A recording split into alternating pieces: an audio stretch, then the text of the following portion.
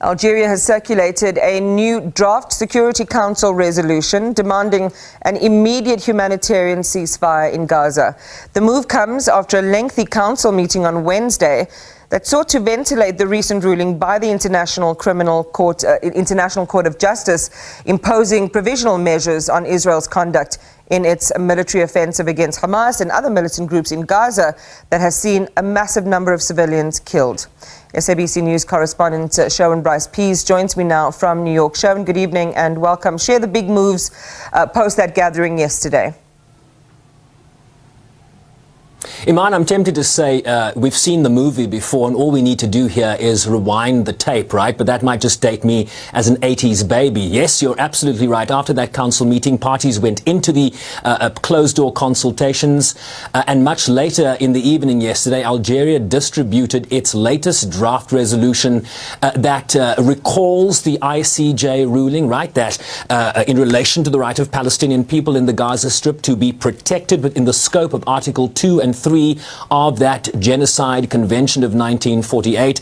It then lists a key demands, right? It demands an immediate humanitarian ceasefire, reiterates its demands that all parties scrupulously adhere to the tenets and their obligations under international human rights and humanitarian law. It rejects the forced displacement of the Palestinian population, and it also reiterates a call for full, rapid and safe and unhindered humanitarian access into Gaza, right? So, a resolution will pass based on how the United States votes, right? As the key Israeli ally in the Security Council. We got a sense from Linda Thomas-Greenfield yesterday in that Security Council meeting how this might evolve in the days ahead. Let's play what Linda Thomas-Greenfield had to say and then come back to me.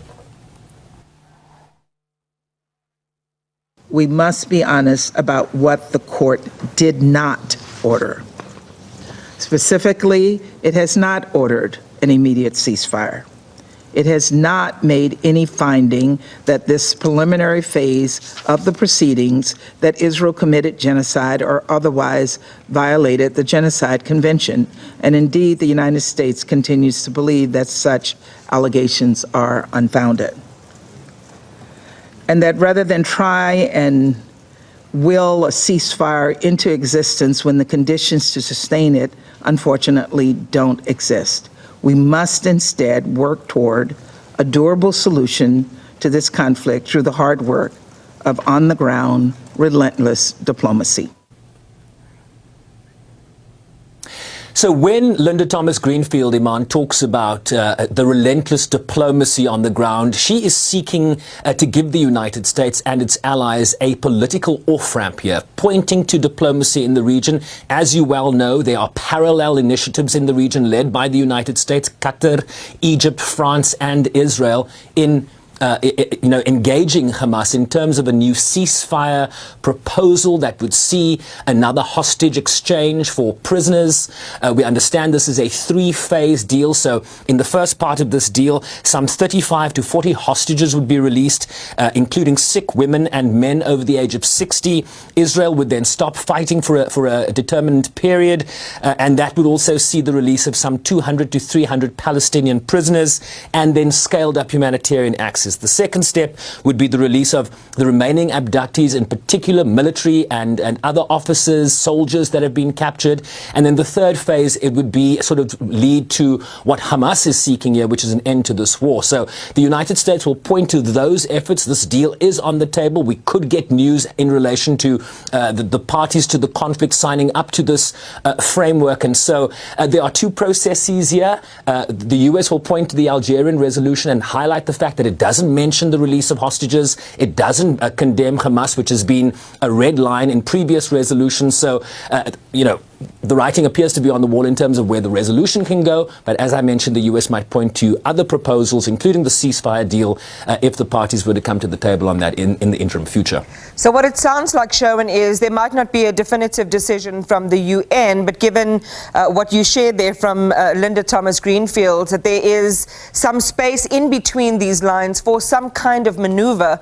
All the while, though, we have at the top of our minds what Riyad Mansour was saying to the Security Council yesterday yesterday around what the numbers of this human catastrophe represent, the hell that Palestinians are going through on a daily basis, and that urgency is what is required to make sure that lives are spared and no more people will suffer. But it seems as if there's going to be some distance, a quite considerable distance between what happens now and that reality. Yeah, the frustration of Riyad Mansour in that meeting, which we both watched, right, it was palpable. There is a great frustration, a long-standing frustration from Palestinians in terms of inaction that is historic, almost traditional within the Security Council in terms of the Palestinian question. He was beseeching the Security Council to pass a resolution to affirm essentially what the ICJ has already ordered in terms of the Genocide Convention. They believe a ceasefire is the only way you can implement and give effect to the orders, those 6 provisional orders that were handed down by the court.